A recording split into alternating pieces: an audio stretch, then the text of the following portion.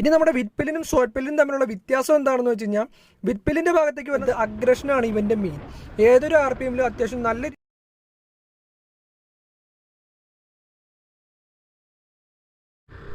Hello friends, അപ്പോൾ എല്ലാവർക്കും പുതിയൊരു വീഡിയോയിലേക്ക് സ്വാഗതം. അപ്പോൾ ഇന്ന് നമ്മോടൊപ്പം ഉള്ളത് ഹുസ്ഖുർന വിറ്റ്പിലിൻ 250 ആണ്. ഈ ഒരു പേര് ആദ്യമായിട്ട് കേൾക്കുന്ന ഒരാൾ എന്തായാലും ചിന്തിക്കും ഇതൊരു പുതിയ ബ്രാൻഡാണോ അല്ലെങ്കിൽ ഒരു എക്സിസ്റ്റിംഗ് ബ്രാൻഡ് ആയിരുന്നോ, ഇത് എന്തുട്ട് പേരാണെന്നൊക്കെ ചിന്തിക്കുന്ന കുറേ പേരെങ്കിലും ഉണ്ടാവും. ഞാനും ചിന്തിച്ചിരുന്നു ഈ ഒരു വണ്ടിയുടെ പേര് ആദ്യമായിട്ട് കേൾക്കുന്ന സമയത്ത്. അപ്പോൾ ഈ ഒരു വണ്ടിയുടെ പേര് പറയണ അത്രയും പാടും കാര്യങ്ങളൊന്നും ഈ ഒരു വണ്ടി കൊണ്ടു നടക്കാനൊന്നുമില്ല. അപ്പോൾ ഈ ഒരു വണ്ടിയുടെ സ്പെസിഫിക്കേഷൻസിലേക്കൊക്കെ വരുന്നതിന് മുമ്പായിട്ട് നമുക്ക് ഹുസ്ഖുർനയുടെ ചെറിയൊരു ചരിത്രവും കാര്യങ്ങളൊക്കെ നോക്കാം. ചരിത്രം പറയാനാണെന്നുണ്ടെങ്കിൽ ഒത്തിരി ഉണ്ട്. അപ്പോൾ ഞാൻ അത്രയൊന്നും പറയുന്നില്ല, ചുരുക്കി ഒരു ചെറുതായിട്ട് പറയാം. ഹുസ്ഖുർന എന്നുള്ളൊരു സ്വീഡിഷ് യൂറോപ്യൻ കമ്പനിയാണ്. 1689 ഈ ഒരു കമ്പനി രൂപം കൊണ്ടതും ആ ഒരു സമയത്തൊക്കെ ഈ ഒരു കമ്പനി നിർമ്മിച്ചുകൊണ്ടിരുന്ന വെപ്പൺസും കാര്യങ്ങളൊക്കെ ആയിരുന്നു. അതിനുശേഷം കമ്പനി വിപുലീകരിക്കുന്നതിൻ്റെ ഭാഗമായിട്ട് തയ്യൽ മെഷീൻസും കാര്യങ്ങളൊക്കെ നിർമ്മിച്ചു തുടങ്ങി. 1896 ഒരു സൈക്കിൾ നിർമ്മിച്ചുകൊണ്ടിട്ടാണ് ഹുസ്ഖുർന വെഹിക്കിൾ നിർമ്മാണ രംഗത്തേക്ക് കടന്നു വരുന്നത്.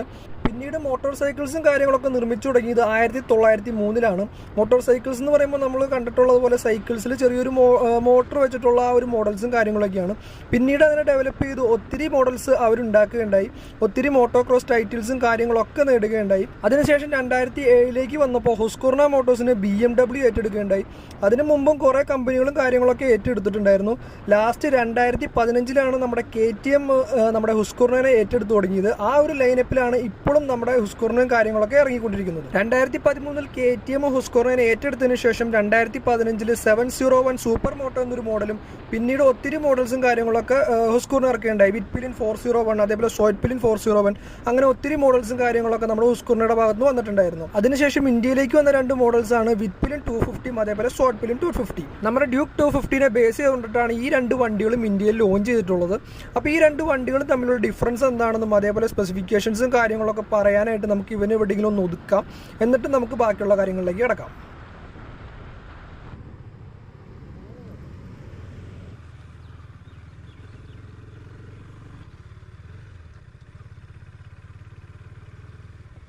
ഓക്കെ, അപ്പോൾ ഇതാണ് നമ്മുടെ മുതൽ. ഡ്യൂക്ക് 250യുടെ ലൈനപ്പിലാണ് ഈ ഒരു വണ്ടി കൊണ്ടുവന്നിട്ടുള്ളത്. ഞാൻ പറഞ്ഞു ഡ്യൂക്ക് 250യുടെ സെയിം എഞ്ചിനും ഷാസിയും ചുങ്ങാമും കാര്യങ്ങളൊക്കെയാണ് ഈ ഒരു വണ്ടിയുടെ മുകളിലും വന്നിട്ടുള്ളത്. പക്ഷേ ഡ്യൂക്ക് 250യുടെ പെർഫോമൻസിനേക്കാളും എൻറ്റയർലി ഡിഫറൻ്റ് ആയിട്ടുള്ള പെർഫോമൻസും കാര്യങ്ങളൊക്കെയാണ് നമ്മൾ ഈ ഒരു വണ്ടിയുടെ മുകളിൽ കാണുക. അപ്പോൾ അതിനെക്കുറിച്ചൊക്കെ നമുക്ക് വഴിയെ പറയാം. അതിന് മുമ്പായിട്ട് നമുക്ക് ഈ ഒരു വണ്ടിയുടെ ലുക്കിൻ്റെ ഭാഗത്തേക്ക് വരാം. ആദ്യമായിട്ട് നമുക്ക് ഈ ഒരു വണ്ടി കാണുന്ന സമയത്ത് ഈ ഒരു വണ്ടി കസ്റ്റമൈസ് ചെയ്ത് വെച്ചിരിക്കുന്നതാണോ എന്നൊക്കെ നമുക്ക് തോന്നും. കാരണം എന്താണെന്ന് വെച്ച് കഴിഞ്ഞാൽ ബാക്ക് പോർഷനിലേക്ക് വരുന്ന സമയത്ത് ടൈലും കാര്യങ്ങളൊന്നുമില്ല, നമുക്കൊരു ടയർ ഹഗ്ഗറും മാത്രമാണ് വന്നിട്ടുള്ളൂ. അതേപോലെ തന്നെ ഭയങ്കര അഗ്രസീവായിട്ടുള്ള ഒരു ഡിസൈനിങ്ങും കാര്യങ്ങളൊക്കെ നമുക്ക് കാണാനായിട്ട് സാധിക്കുന്നുണ്ട്. കളർ സ്കീമാണെന്നുണ്ടെങ്കിലും ഒരു സിൽവർ ബ്ലാക്ക് ടച്ചും കാര്യങ്ങളൊക്കെ കൊണ്ടുവന്നിട്ടുണ്ട്. ടാങ്ക് പോർഷൻ്റെ ഒക്കെ ഭാഗത്തേക്ക് നോക്കുകയാണെന്നുണ്ടെങ്കിൽ നമ്മൾ ഇതുവരെ കണ്ടുവന്നതിൽ നിന്നും വളരെ വ്യത്യസ്തമായ ഒരു ഡിസൈനിങ്ങും കാര്യങ്ങളൊക്കെയാണ് ടാങ്ക് പോർഷൻ്റെ ഭാഗത്ത് കൊണ്ടുവന്നിട്ടുള്ളത്. അതേപോലെ തന്നെ ആ ഒരു ബ്രാൻഡിങ്ങിൻ്റെ ഭാഗത്തേക്ക് നോക്കുമ്പോഴും വളരെയധികം എക്സ്പോസ് ചെയ്ത് നിൽക്കുന്ന തരത്തിലുള്ള ഒരു ബ്രാൻഡിങ്ങും കാര്യങ്ങളൊക്കെ ഹുസ്ഖുർന ഈ ഒരു വണ്ടിക്ക് കൊടുത്തിട്ടുണ്ട്. ടാങ്കിൻ്റെ ആ ഒരു പോർഷൻ മുതൽ നമ്മുടെ സൈഡ് കവർ പാനൽ വരെ ഒറ്റ പീസിലാണ് അവർ ഡിസൈൻ ചെയ്തിട്ടുള്ളത്. അതേപോലെ തന്നെ ഡ്യൂക്ക് 250 എക്സ്പോസ് ചെയ്ത് നിൽക്കുമ്പോൾ തന്നെ ഈ ഒരു വണ്ടിയുടെ ഷാസിയും കാര്യങ്ങളൊക്കെ എക്സ്പോസ് ചെയ്ത് നിൽക്കുന്നുണ്ട്. ഇനി നമ്മുടെ വിറ്റ്പിലിനും സ്വൈറ്റ്പിലിനും തമ്മിലുള്ള വ്യത്യാസം എന്താണെന്ന് വെച്ച് കഴിഞ്ഞാൽ വിറ്റ്പിലിൻ്റെ ഭാഗത്തേക്ക് വരുന്ന സമയത്ത് അതൊരു കഫേ റേസറും സ്വൈറ്റ്പിലിൻ്റെ ഭാഗത്തേക്ക് വരുന്ന സമയത്ത് അതൊരു സെമി ഓഫ് റോഡറുമാണ്. സ്വൈറ്റ്പിലിൻ സെമി ഓഫ് റോഡ് സെഗ്മെന്റിലേക്ക് വന്നിട്ടുള്ളത് കൊണ്ട് തന്നെ ആ ഒരു വണ്ടിയുടെ ടയേഴ്സും കാര്യങ്ങളൊക്കെ വന്നിട്ടുള്ളത് ഡ്യുവൽ പർപ്പസ് ബ്ലോക്ക് ടയേഴ്സ് ആണ്. പിന്നെ വന്നിട്ടുള്ള ചേഞ്ച് എന്ന് വെച്ചാൽ നമ്മുടെ സ്പോക്ക് വീൽസിൻ്റെ ഭാഗത്തേക്കാണ്. വിറ്റ്പിലിന് വന്നിട്ടുള്ള നോർമൽ സ്പോക്ക് വീൽസും സ്വൈറ്റ്പിലിൻ്റെ ഭാഗത്തേക്ക് വരുന്ന സമയത്ത് 8 ലെഗ്സുള്ള കുറച്ചും കൂടി സ്ട്രോങ് ആയിട്ടുള്ള ഒരു സ്പോക്ക് വീൽസും കാര്യങ്ങളൊക്കെയാണ് വന്നിട്ടുള്ളത്.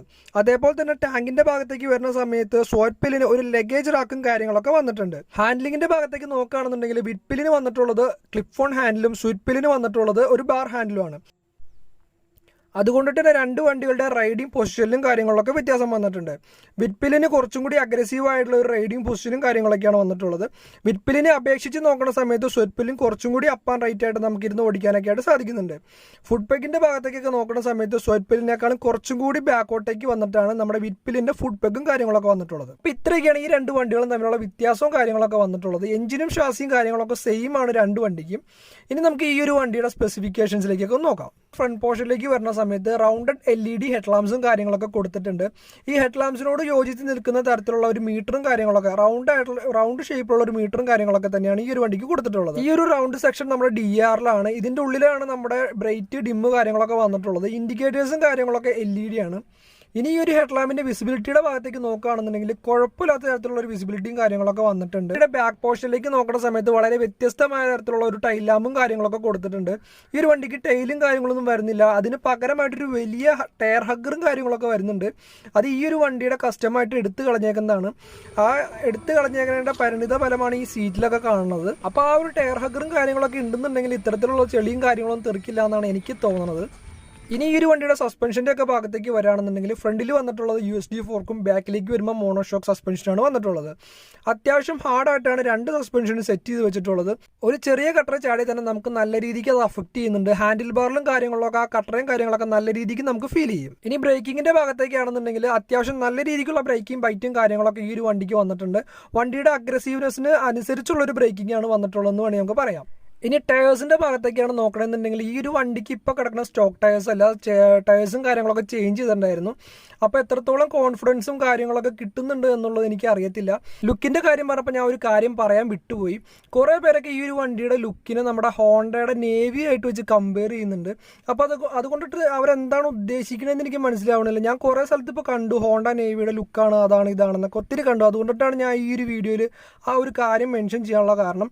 ഈ ഒരു വണ്ടി നേരിട്ട് കണ്ട ഒരാൾക്ക് ഒരു കാരണവശാലും ആ ഒരു വണ്ടിയായിട്ട് ഈ ഒരു വണ്ടിയുടെ ലുക്കിനെ കമ്പയർ ചെയ്യാനായിട്ട് പറ്റത്തില്ല. നമ്മൾ ഈ ഒരു പോർഷനിൽ നിന്നൊക്കെ നോക്കണ സമയത്ത് നമ്മുടെ സീറ്റും അതേപോലെ ടാങ്കും ഹാൻഡിൽ ബാറും ഏകദേശം ഒക്കെ ഒരേ ലെവലിൽ നിൽക്കണ പോലെ നമുക്ക് കാണാനായിട്ട് സാധിക്കുന്നുണ്ട്. അതേപോലെ തന്നെ അത്രയ്ക്ക് അഗ്രസീവ് ആയിട്ടുള്ള ഒരു റൈഡിംഗ് പൊസിഷനുമാണ് ഈ ഒരു വണ്ടിയുടെ മുകളിൽ വന്നിട്ടുള്ളത്. ഇനി ഈ ഒരു വണ്ടിയുടെ സീറ്റിന്റെ ഒക്കെ ഭാഗത്തേക്ക് വരികയാണെന്നുണ്ടെങ്കിൽ സിംഗിൾ സീറ്റാണ് വന്നിട്ടുള്ളത്. അതേപോലെ തന്നെ ഒട്ടും തിക്നെസ്സും ഇല്ല, അതേപോലെ വീതിയും ഇല്ല. വളരെയധികം വീതി കുറഞ്ഞൊരു സീറ്റാണ് കൊടുത്തിട്ടുള്ളത്. മെറ്റീരിയൽ ആണെന്നുണ്ടെങ്കിലും അത്യാവശ്യം ഹാർഡായിട്ടുള്ള ഒരു മെറ്റീരിയലാണ് യൂസ് ചെയ്തിട്ടുള്ളത്. അതുകൊണ്ട് തന്നെ ലോങ് ഒക്കെ പോണ സമയത്ത് അത്യാവശ്യം പെയിനും കാര്യങ്ങളൊക്കെ എടുക്കാനുള്ള സാധ്യതയുണ്ട്. അതിപ്പോൾ റൈഡറിൻ്റെ ഭാഗത്തു നിന്നാണെന്നുണ്ടെങ്കിലും പില്ലിൻ്റെ ഭാഗത്തു നിന്നാണെന്നുണ്ടെങ്കിലും സെയിം ഫീലിംഗ് ആണ് നമുക്ക് തോന്നുന്നത്. ഇനി ഈ ഒരു ഗ്രാബ് റെയിലിൻ്റെ ഒക്കെ ഭാഗത്തേക്ക് നോക്കുകയാണെന്നുണ്ടെങ്കിൽ അത്യാവശ്യം യൂസ്ഫുൾ ആയതും സ്ട്രോങ് ആയതുമായ ഒരു ഗ്രാബ് റെയിലും കാര്യങ്ങളൊക്കെ കൊടുത്തിട്ടുണ്ട്. ഇനി എഞ്ചിൻ്റെ ഭാഗത്തേക്ക് വരാണെന്നുണ്ടെങ്കിൽ ഞാൻ പറഞ്ഞു ഡ്യൂക്ക് 250 വന്നിരിക്കുന്ന ആ ഒരു സെയിം എഞ്ചിനും കാര്യങ്ങളൊക്കെയാണ് ഈ ഒരു വണ്ടിക്ക് വന്നിട്ടുള്ളത്. 248.7 cc single cylinder 4 stroke DOHC എഞ്ചിനാണ് വന്നിട്ടുള്ളത്. മാക്സിമം പവറിൻ്റെ ടോർക്കിൻ്റെ ഒക്കെ ഭാഗത്തേക്ക് നോക്കുകയാണെന്നുണ്ടെങ്കിൽ 30 PS പവർ 9000 RPM-ലും 24 Nm ടോർക്ക് 7500 RPM-ലുമാണ് പ്രൊഡ്യൂസ് ചെയ്യുന്നത്. 6 സ്പീഡ് ഗിയർ ബോക്സും കാര്യങ്ങളൊക്കെയാണ് ഈ ഒരു വണ്ടിക്ക് വന്നിട്ടുള്ളത്. അത്യാവശ്യം ക്രിസ്പി ആയിട്ടുള്ള രീതിക്കാണ് ഈ ഒരു വണ്ടിയുടെ ഗിയർ ബോക്സ് എനിക്ക് ഫീൽ ചെയ്തത്. ക്ലച്ചിൻ്റെ ഭാഗത്തേക്കാണെന്നുണ്ടെങ്കിൽ അത്യാവശ്യം സ്മൂത്ത് ആയിട്ടുള്ള ഒരു ക്ലച്ച് ഫീലും കാര്യങ്ങളൊക്കെയാണ് കിട്ടുന്നത്. ഇനി നമുക്ക് ഈ ഒരു വണ്ടിയുടെ സീറ്റ് ഹൈറ്റും കാര്യങ്ങളൊക്കെ ഒന്ന് നോക്കാം. 842 mm ആണ് ഈ ഒരു വണ്ടിയുടെ സീറ്റ് ഹൈറ്റും കാര്യങ്ങളൊക്കെ വന്നിട്ടുള്ളത്. എൻ്റെ ഒരു ഹൈറ്റ് 5.8 ആണ്. എന്നെ സംബന്ധിച്ച് നോക്കണ സമയത്ത് എനിക്ക് രണ്ട് കാലുകളും കഷ്ടിയാണ് പ്ലാന്റഡ് ഫുഡും കാര്യങ്ങളൊക്കെ കിട്ടുന്നുള്ളൂ. വണ്ടി പുറമേ നിന്ന് നോക്കുമ്പോൾ ചെറുതാണെന്നുണ്ടെങ്കിലും നമ്മൾ കയറിയിരിക്കുന്ന സമയത്ത് അത്യാവശ്യം ഹൈറ്റും കാര്യങ്ങളൊക്കെ ഈ ഒരു വണ്ടിക്ക് വന്നിട്ടുണ്ട്. ഗ്രൗണ്ട് ക്ലിയറൻസിൻ്റെ ഭാഗത്തേക്ക് നോക്കുകയാണെന്നുണ്ടെങ്കിൽ ഡ്യൂക്കിനെയൊക്കെ അപേക്ഷിച്ച് വളരെ കുറഞ്ഞ ഒരു ഗ്രൗണ്ട് ക്ലിയറൻസ് ആണ് ഈ ഒരു വണ്ടിക്ക് വന്നിട്ടുള്ളൂ. 145 mm ആണ് ഈ ഒരു വണ്ടിയുടെ ഗ്രൗണ്ട് ക്ലിയറൻസ് വന്നിട്ടുള്ളത്. ഇതിൻ്റെ ഓണേഴ്സൊക്കെ കുറേ കംപ്ലയിൻറ്റ് ഞാൻ പറഞ്ഞ കേട്ടിട്ടുണ്ട്. ഈ വണ്ടിയുടെ എങ്ങനെ കൊണ്ടുപോയാലും അടി തട്ടും എന്നുള്ളതൊക്കെ ഞാൻ കേട്ടിട്ടുണ്ട്. കഫേ റൈസർ എന്ന് പറയുന്ന ആ ഒരു സെഗ്മെൻറ്റ് വെച്ച് നോക്കണ സമയത്ത് നമുക്കതൊരു ഡിസഡ്വാൻറ്റേജ് ആയിട്ട് തോന്നത്തില്ല. പക്ഷേ നമ്മളതൊരു സെമി ഓഫ് റോഡ് എന്ന് പറയുന്ന ഒരു സെഗ്മെൻറ്റിലേക്ക് വരുന്ന സമയത്ത് അതൊരു ഡിസഡ്വാൻറ്റേജ് ആണ്. ഇനി ഈ ഒരു വണ്ടിയുടെ റൈഡിംഗ് പൊസിഷൻ ആണെന്നുണ്ടെങ്കിൽ അപ്പർ ബോഡിയിലേക്ക് അത്യാവശ്യം നല്ല രീതിക്ക് സ്പോർട്ടി ആയിട്ടുള്ള ഒരു റൈഡിംഗ് പൊസിഷനാണ് വന്നിട്ടുള്ളത്. നല്ല രീതിക്ക് നമ്മൾ കിടന്നിട്ട് വേണം ഈ ഒരു വണ്ടി ഓടിക്കാനായിട്ട്. അതുകൊണ്ടിട്ട് തന്നെ എല്ലാവർക്കും ഈ ഒരു വണ്ടിയുടെ റൈഡിംഗ് പോസ്ചറും കാര്യങ്ങളൊക്കെ അക്സെപ്റ്റ് ചെയ്യാൻ പറ്റിയെന്ന് വരില്ല. ഇനി നമ്മുടെ ഫുഡ് പെഗിൻ്റെ ഭാഗത്തേക്ക് നോക്കുകയാണെന്നുണ്ടെങ്കിലും നമ്മുടെ സീറ്റിനേക്കാളും കുറച്ചും കൂടി പിന്നോട്ടേക്കായിട്ടാണ് നമ്മുടെ ഫുഡ് പെഗിൻ്റെ പൊസിഷനും കാര്യങ്ങളൊക്കെ വന്നിട്ടുള്ളത്. അതുകൊണ്ടിട്ട് തന്നെ നമുക്ക് കുറച്ചും കൂടി അഗ്രസീവ്നെസ്സും കാര്യങ്ങളൊക്കെ ഈ ഒരു വണ്ടിയുടെ റൈഡിംഗ് പൊസിഷനിൽ ഫീൽ ചെയ്യും. ടാങ്ക് പോർഷൻ്റെ ഭാഗത്തേക്ക് വരുമ്പോൾ വളരെയധികം വ്യത്യസ്തമായുള്ള ഡിസൈനിങ്ങും കാര്യങ്ങളൊക്കെയാണ് കൊടുത്തിട്ടുള്ളതെന്ന് ഞാൻ പറഞ്ഞു. അതേപോലെ തന്നെ സൈഡ് പോർഷനിലേക്ക് നോക്കുന്ന സമയത്ത് ആ ഒരു ബാഡ്ജിങ്ങും കാര്യങ്ങളൊക്കെ നല്ല രീതിക്ക് കൊടുത്തിട്ടുണ്ട്.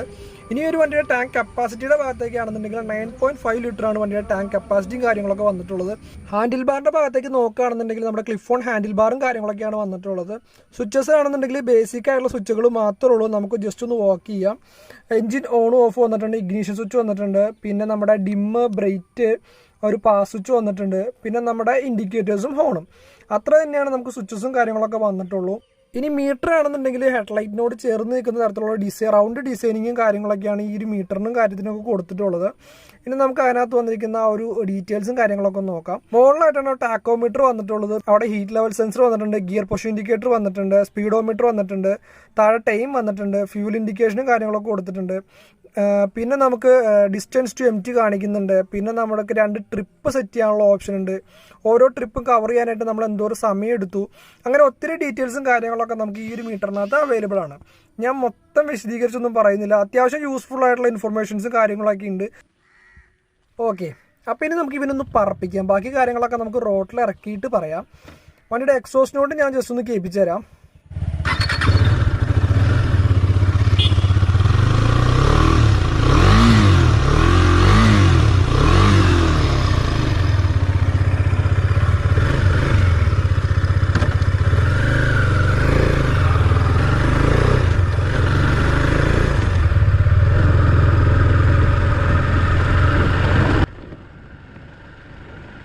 ഓക്കെ, അപ്പോൾ നമ്മൾ റോഡിലേക്ക് കയറിയിട്ടുണ്ട്.